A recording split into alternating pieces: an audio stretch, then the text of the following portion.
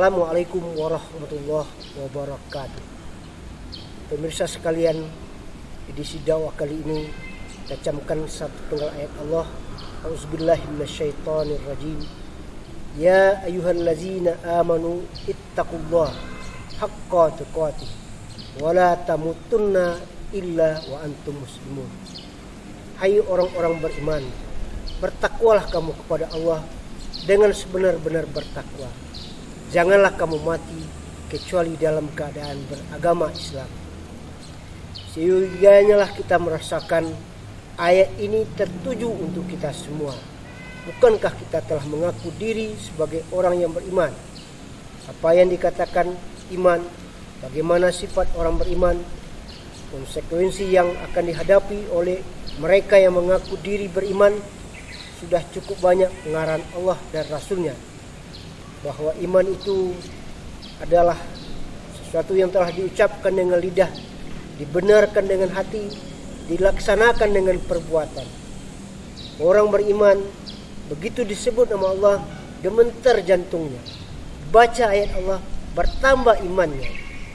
Hasiban nasu ayyutraku ayyaqulu amana wa hum la yuftanun. Tidak akan dibiarkan saja seseorang mengatakan dirinya beriman sebelum mereka itu diuji. Kepada orang-orang seperti inilah Allah menyerukan, ittaqullah, bertakwalah kepada Allah, haqqa tuqatih, dengan sebenar-benar bertakwa. Jangan setengah bertakwa, bermain-main dalam ketakwaan, ganggam-ganggam baru dalam bertakwa, tapi haqqa tuqatih, sesungguhnya bertakwa.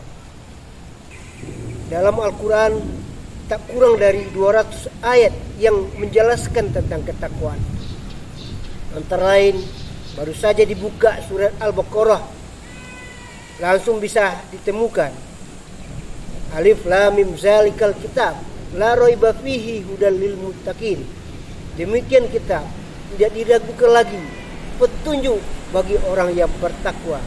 Allazina yu'minuna bil ghaib, mereka yang percaya pada yang gaib.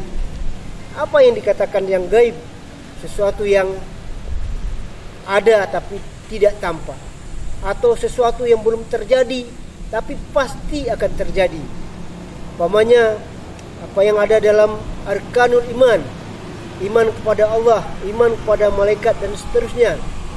Kita tidak melihat Allah, tapi kita yakin sepenuhnya bahwa Allah itu ada.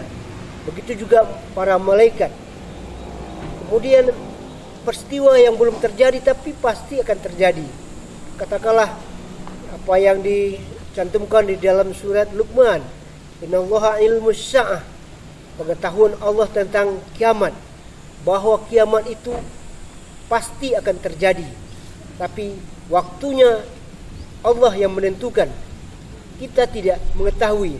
Innallaha ilmus sa'ah, bahwa pengetahuan Allah tentang kiamat, di mana nanti cahaya matahari akan hilang, langit akan runtuh, bukit gunung akan berterbangan akibat gempa yang cukup dahsyat, air laut akan meluap, dunia ini akan dilanda oleh tsunami. Tetapi sekali lagi Allah lah yang tahu semua itu. Ini baru satu tentang sifat ketakwaan itu. Ciri-ciri orang yang bertakwa, mereka yang percaya kepada yang gaib. Wa may yattaqillah yaj'al lahu makhraja wa yarzuqhu min haitsu la yahtasib. Siapa yang bertakwa kepada Allah, Allah akan menunjukkan jalan dan akan memberi rezeki dari pintu yang kadangkala tidak kita duga sama sekali. Berbagai persoalan yang kita hadapi di atas dunia ini, masalah keluarga, masalah kita bermasyarakat, apalagi berbangsa dan bernegara. Negeri ini tidak dalam kondisi yang baik-baik saja, dilanda oleh berbagai krisis. Krisis kepercayaan, krisis ekonomi, krisis sosial, dan lain sebagainya. Salah satu jalan keluarnya adalah dengan mendekatkan diri kepada Allah. Insya Allah Allah akan memberikan solusi terbaik yang diridai oleh Allah Subhanahu wa taala. Wa may yattaqillah yukaffir anhu sayyi'ati. Siapa yang bertakwa kepada Allah, Allah akan hapus dosa-dosanya.